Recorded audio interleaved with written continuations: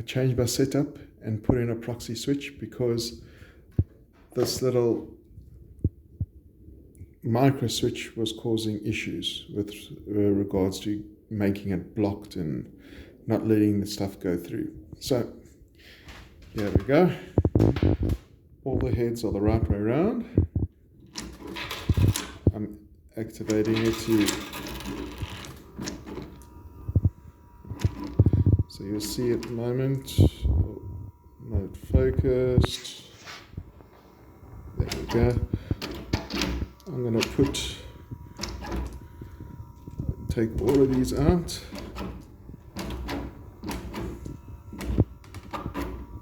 Okay, now I'm going to put it back up here.